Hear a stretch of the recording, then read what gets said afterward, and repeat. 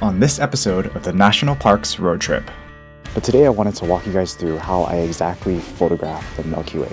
Oh man, this is an epic shot right here. Check out this sunset happening behind us right now. It's just looking...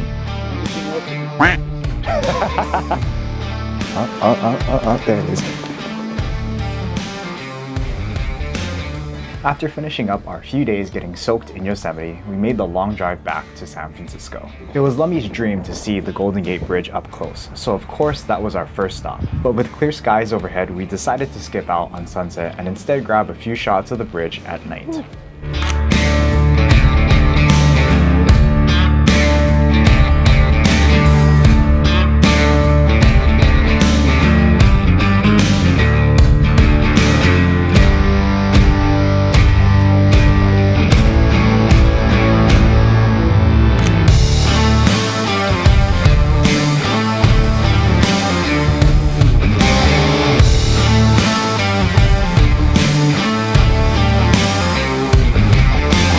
But despite my 5-star tour guide rating, my services were not repaid very well by our motel booker. The water is good. This girl over here just booked us the most ghetto hotel for our one-night stay in San Francisco.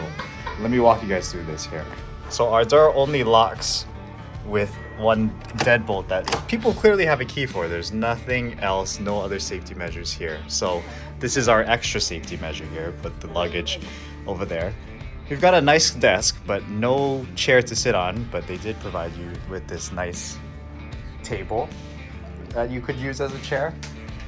Anyways, there's another door that connects to another room, so another luggage. And this is my first reaction to the bathroom here. I was told I have to use slippers inside here to make sure our feet don't get cut up. And I would be inclined to agree. Oh my God. Good thing it's only one night. After a less than restful night of sleep in this ghetto motel, we woke up early to fly into Vegas, which would begin the Utah road trip portion of this trip. If you are leaving us here in Las Vegas, go out and have a great day ahead. Our first stop in Vegas was this camera store. I needed to pick up a screen protector so I wouldn't cut up my face for the rest of this trip. After spending way too much money at Darwin's favorite store, our group officially changed its name to The North Faces. And after grabbing some In-N-Out, we finally headed up to Utah for some photography. Last year, we shot so much Milky Way in Zion, so we weren't too keen on staying for sunset and Milky Way, but just wanted to show Garrett and Michelle some of the views. We ended up walking and jogging up to the Court of the Patriarchs to shoot the last of the afternoon light.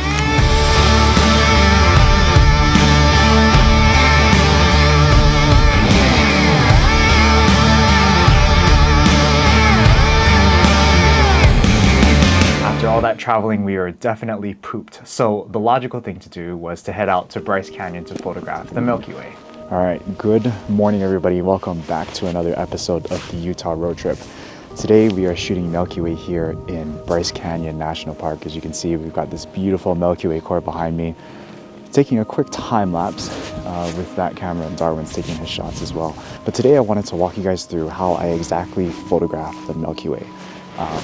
Because the Milky Way is one of the most incredible things that you can see, and when you compare it with a beautiful landscape and when you're in a beautiful location, there truly isn't anything quite like photographing the Milky Way. So before we get started taking our shots here, I want to get into what equipment you're going to need to photograph the Milky Way.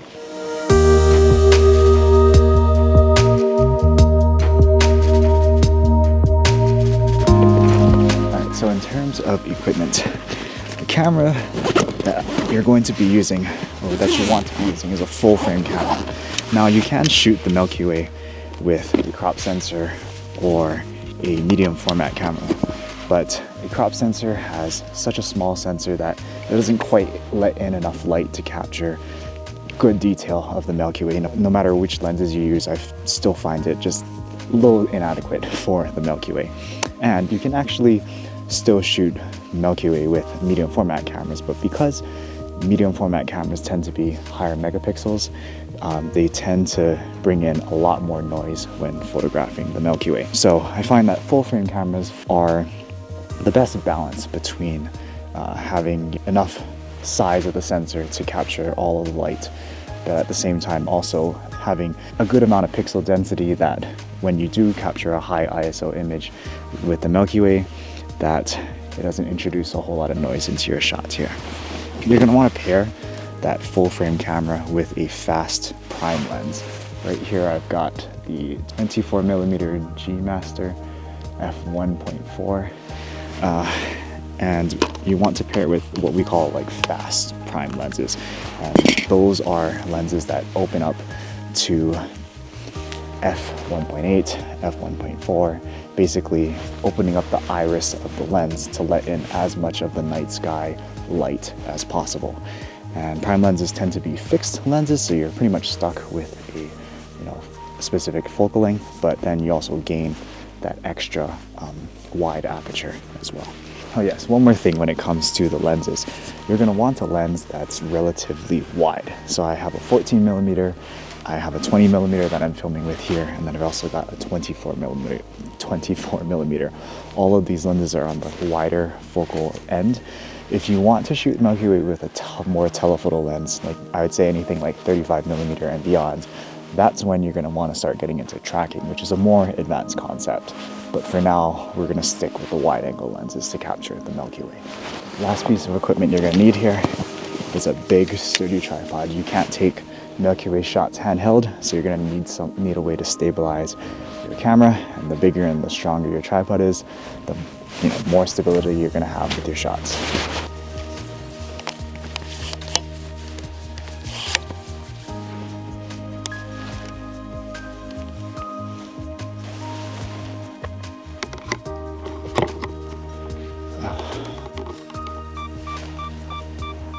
And also one more thing when it comes to the tripod, you're going to want to get yourself a tripod that is carbon fiber and not aluminum.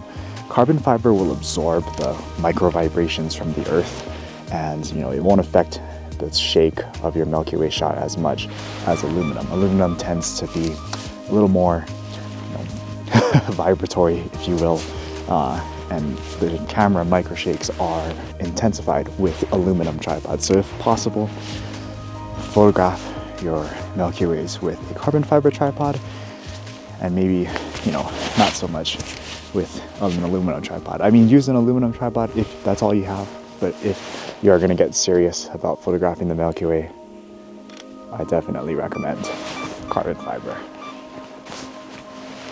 Alright, it's just a quick warm-up shot here. We're going to try and move to a different location to get this Milky Way as it's rising a little bit higher in the sky. And next we'll talk about location, weather, scouting, all that pre-planning stuff that's so important for Milky Way photography.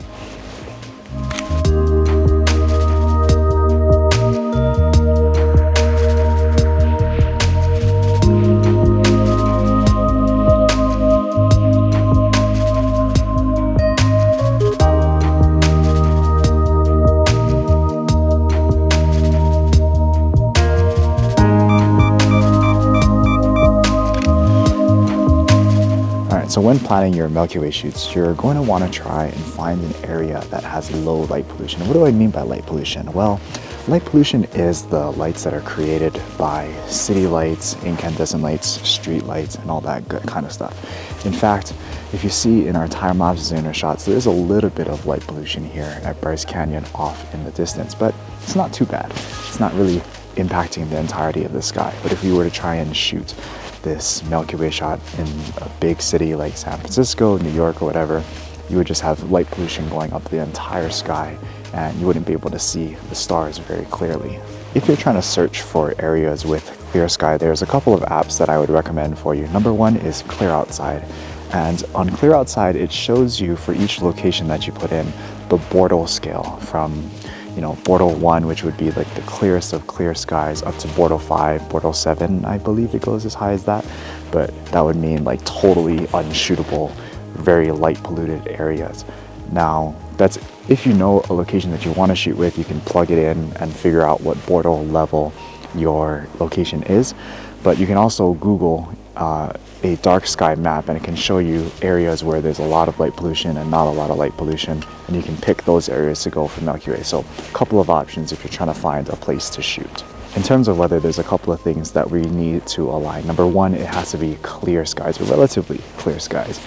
Right now, we don't have any clouds in the sky, so it's perfect Milky Way weather. Number two, we don't want to have a lot of moonlight. And what moonlight is going to do is it's going to do essentially the same thing as light pollution. It's going to shine into our sky. It's going to reduce the amount of stars that we can see in the night sky. So we want to try and go when the moon phases are like little to none. So for tonight, we've got like a half moon rising around 3:30. So we might have to pack it up and, skip out on shooting the Milky Way for the rest of the night if the moonlight gets too harsh. A general rule of thumb for astrophotographers is if the moon is about a quarter strength, or 1/4 of the moon, or like a slight crescent, then it's usually not enough light to impact your Milky Way, unless of course your moon is rising with your Milky Way, which would suck. But usually we try to shoot the Milky Way when there's no moon if possible, or 25% or less. And the last thing, of course, we need the Milky Way to be visible to begin with. Now, up here in the northern hemisphere, Milky Way is usually a summertime thing. Usually starts to get visible around March and usually ends its visibility around August and September. And the closer you get to the equator, the longer that duration goes. I'm from Hawaii, so we're really close to the equator. We can start seeing Milky Way as early as February and seeing it as late as October. And in terms of checking the moon phase and the Milky Way cycle and all that kind of stuff, I use an app called PhotoPills. And in the PhotoPills app, you can visualize a moon calendar to show you which phases of the moon are occurring on what days, so that you can plan your optimal Milky Way shoots on those days. It also gives you a nice feature in the planning function and in the general menu on what time the Milky Way is going to rise, what time the Milky Way is going to set, as well as what time the moon is going to rise and what time that moon is going to set, so you can plan yourself accordingly.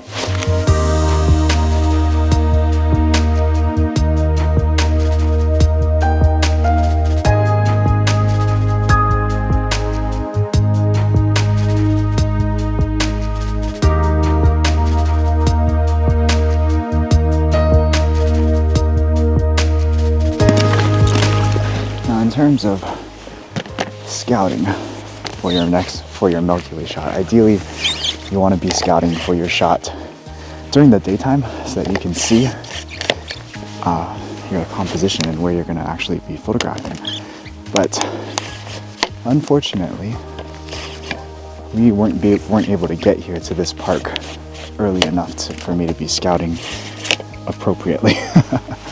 So here I am, late at night, exploring the park at dark. It helps that I visited this park before, so I kind of generally know a general idea of where that I need to go. But there's a couple of things that we can use to kind of scout out our composition, to scout out where, our Milky Way composition and all that kind of stuff. The first one, of course, is going to go back to my favorite photography app. It's PhotoPills here. So in addition to all of the scheduling functions, we also have, if we scroll down, a night augmented reality mode. And if we angle this guy up, you can kind of see where your Milky Way is going to rise. And of course, you can swipe right and swipe left to kind of see where the Milky Way is going to go in the sky.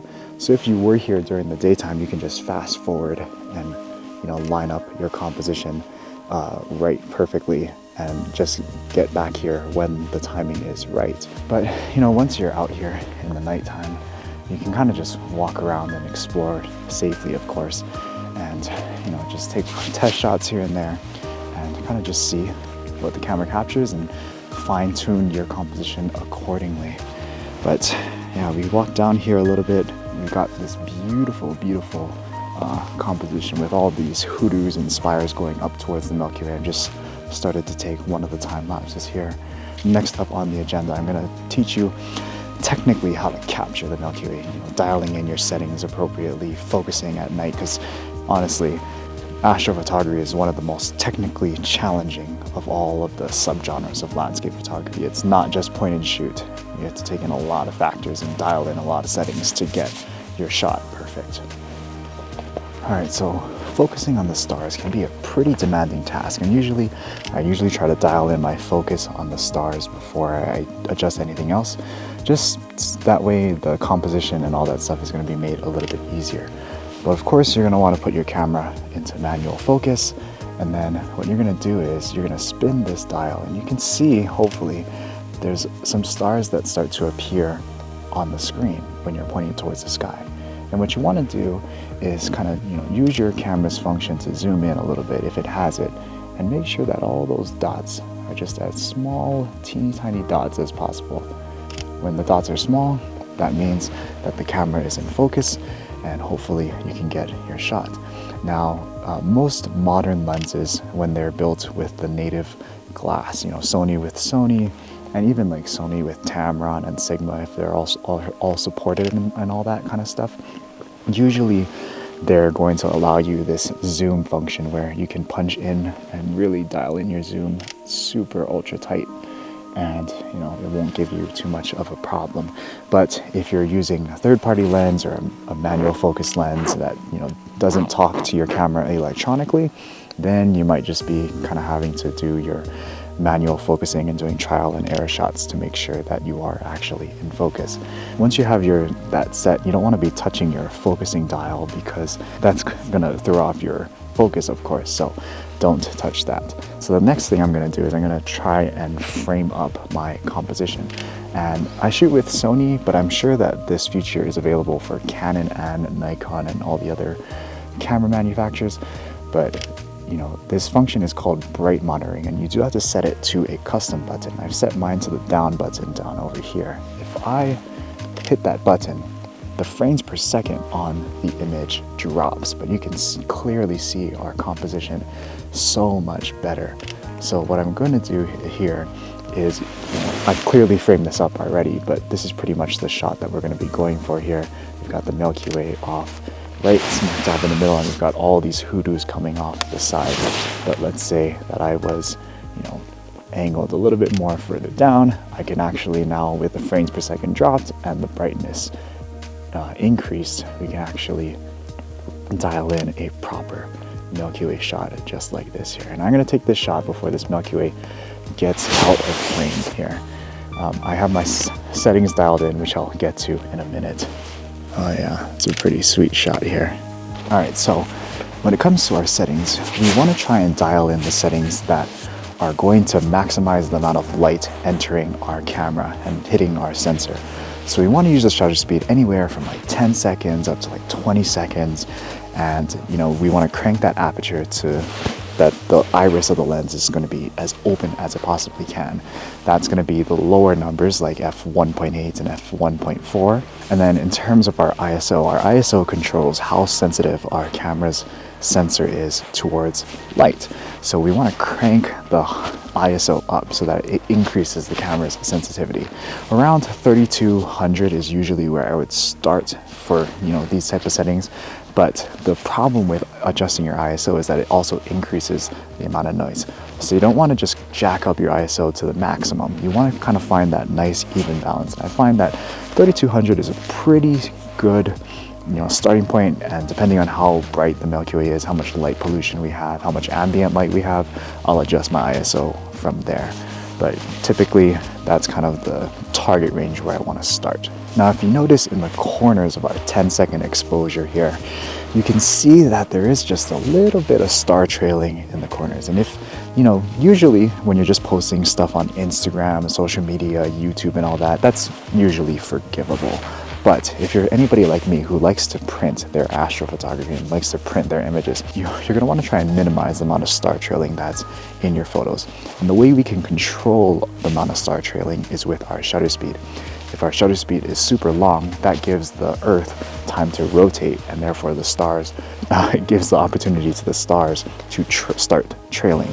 So PhotoPills also has a very nice function where you can check to see, based off of your camera and your megapixel count, your focal length, your f-stop, to let you know what shutter speed you need to be shooting at to maximize the amount of sharpness in your stars.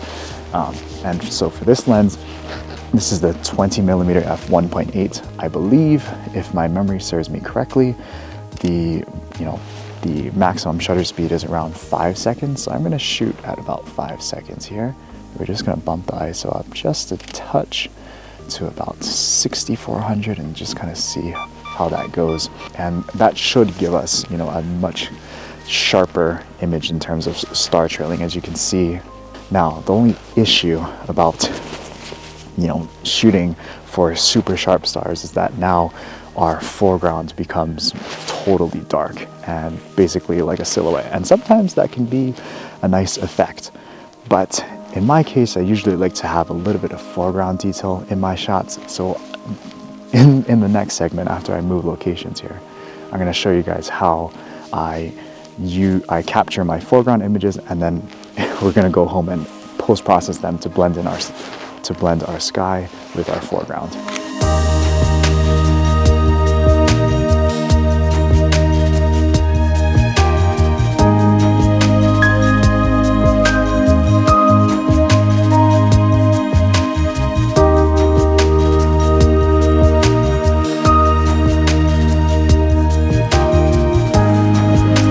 Okay, so like I mentioned earlier, if we are going to want to print these shots eventually, we're going to want to make sure that our stars are really tack sharp. And the way we do that is by ensuring that we have a relatively fast shutter speed, like somewhere around like 8 seconds to 5 seconds. But when we do that, we can't crank our ISO because our shots are going to get too noisy and then our foreground just gets super dark. So the way that we can fix that as photographers, there's a variety of different methods that we can use. Number one, we could light paint, and that's basically using an external light to light up your foreground. That way your light, you've got enough shadow detail to, you know, fit in that shorter exposure. The issue is that we're out here in, you know, dark sky national parks where light painting is not technically allowed. So can't do that. Oh shit, my battery's gonna die. And if you do want a little bit of an introduction into light painting, I did make a low-level lighting video that you can find up here somewhere. Another technique that we can use is blue hour blending, and that basically means we wait to capture our foreground frames during blue hour, basically just taking a standard landscape shot at ISO 100 and using that foreground to blend in with our sky. The reason we can't do a blue hour blend is because there's no way we're waiting another 4 hours until blue hour comes. And we're also not, you know, we didn't get here early enough to take the blue hours shots at nighttime. But I have taken blue hour shots in the past and made vlogs about them, so I'll link to those up here as well. Another technique that we can use the frames of a time lapse and average out those frames. Essentially what we do is we stack and average out all of the frames of the time lapse together, and then we blend it in with a single exposure of the Milky Way. And that's a great way of doing it if, you know, you don't have a whole lot of time, you want to get a time lapse done, but you also want to get a single exposure as well. You know, it's a real easy way to, you know, maximize the efficiency of content that you have when you're out here shooting. And the last technique that we can use, which is the technique that I'm actually doing right now, is blending in the sharp star sky frame, the one that's taken at 5-second exposures, and blending it in with a foreground that's taken at like 30 seconds, still wide open at f1.8, but ISO just slightly lower. That way we, you know, increase the amount of light the camera gets, and then we lower the ISO so we hopefully get less noise in the shot, but then we get a nice, you know, foreground frame that we can just, you know, sky replace the sharp star shot into that frame. And we'll show you guys how to do all of that stuff when we get back home and we're able to post-process all these images. But that's gonna about do it for me here in the field. I think we're just gonna check out one more spot just down there a little bit. Probably just let the time lapse go because the Milky Way is really high up in the sky right now. We might come back for one more day tomorrow, but you know, I'm pretty sure we're all tired and lazy and want to go to bed. So yeah, it was a good, productive night, and yeah, I'm happy that we were able to get so many different types of shots here at Bryce Canyon National Park.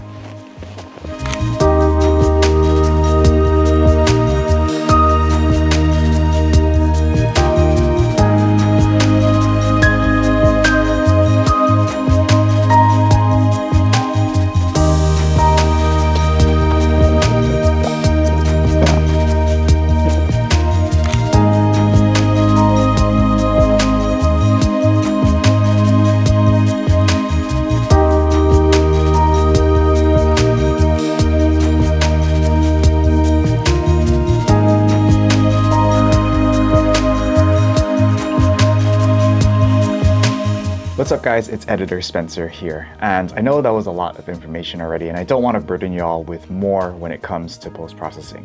So as a big thank you for making it this far in the video, I would like to give you a couple of my free Lightroom presets to help you with your Milky Way editing.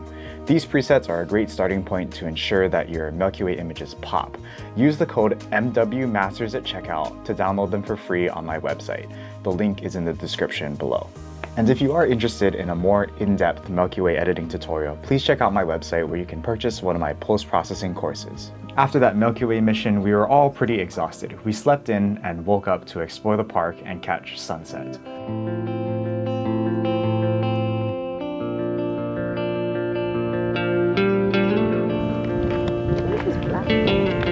All right folks, we're here at Sunrise Point, just shooting the afternoon light on the hoodoos, or as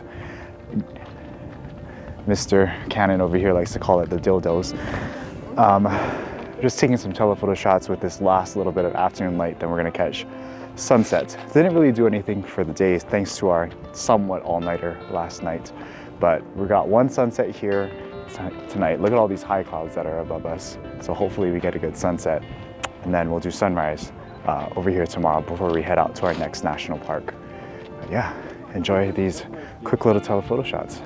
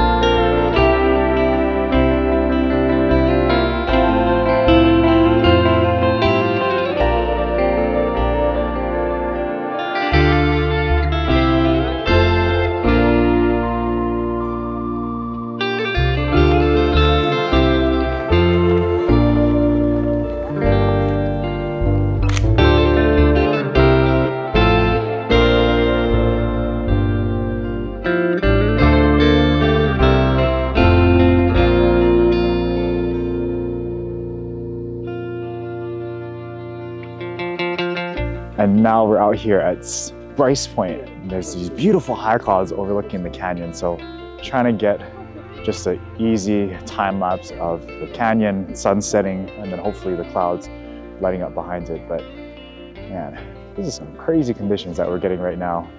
We usually don't get a lot of clouds, when we travel up here to our national park. It's either like all cloudy or super clear for Milky Way. So, this is really a blessing for us here. This is couple priorities right here. Look at this big boy tripod. And look at this ball head right here with the iPhone time-lapse. And then the shooter over here, the big camera, gigantic ball head, and teeny tiny tripod legs. That's how it's done.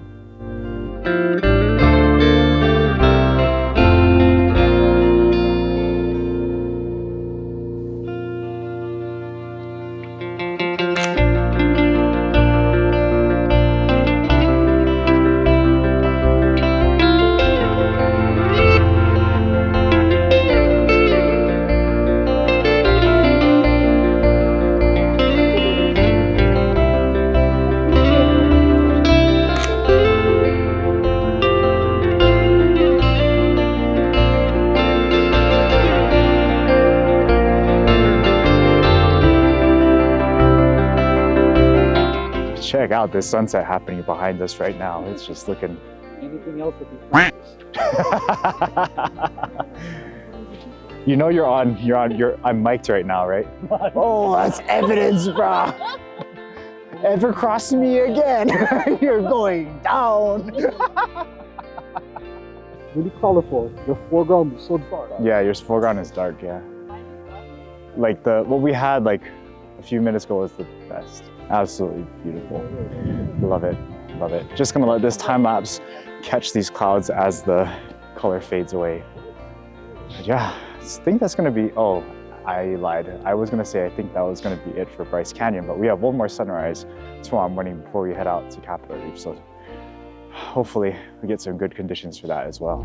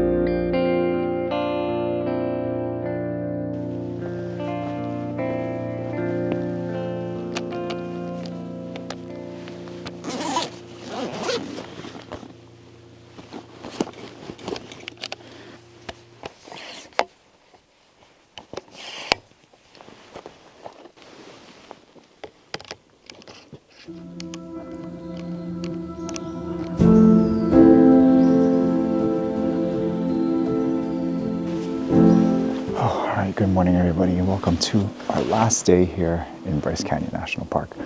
We're shooting sunrise here today at the iconic Thor's Hammer.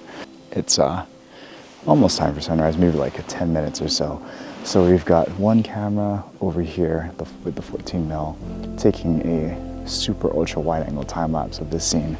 And this camera, I wanted to do a panorama of this whole entire scene because, as you can tell, it's a pretty wide scene. We've got spires here on this side, the iconic view itself, as well as more spires here on this side. So I wanted to capture this scene in its entirety, especially because it's like relatively clear skies. We should get some nice light on our landscape. The issue that I'm having though is, anyways, typically I would like to shoot a panorama vertically and take my frames to kind of maximize the amount of detail that I capture. Basically, when we're in a vertical orientation, we take multiple frames going across the landscape, and then we end up with the highest quality image. The problem with that is I have a feeling that because the sunrise, or because there's no clouds, the sunstar on the cliffs or whatever is only going to last for a little while, like maybe seconds at most. So what I think I'm going to do instead is I'm going to flip this guy into horizontal orientation, and once I see the sun starting to rise off here in the distance, I'll take a frame this way, and I'll take another frame this way, maybe one more there. So that way I reduce the amount of time that I'm spent physically taking my panorama and focus more on, I guess, capturing the scene at its most optimal, with the shot that I want. But we'll see how it goes. We'll see in 5 minutes whether or not that plan is going to work out. Maybe we'll try both, and we'll see which one works out better. There it is. Just gonna wait for it to rise up just a little bit more to create that beautiful sun star.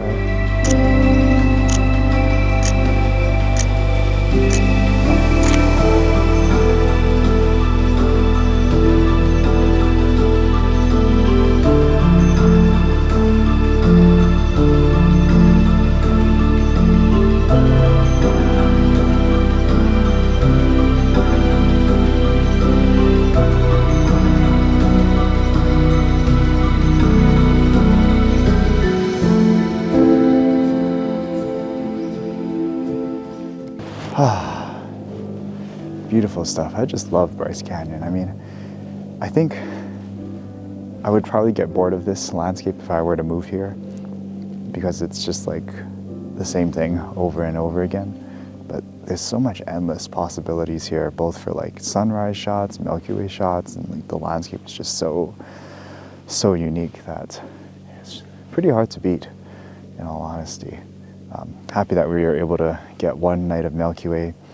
There's a few shots that we could have gotten, but because we didn't scout them out ahead of time, we weren't able to get. But we're not going to make that same mistake when we return to Capitol Reef, because we know exactly where we want to shoot, and we have time to scout out this afternoon, and then shoot Milky Way tonight, and then sunrise tomorrow. So we're going to in for another all-nighter, but man, this is another beautiful, beautiful shoot here in Bryce Canyon. very productive trip here to photograph these hoodoos. Coming up next week on the National Parks Road Trip. Oh yeah. Hell yeah.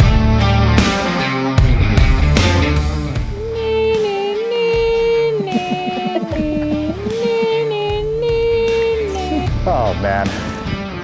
Look at those light rays, guys. You gotta love it. Gotta love it.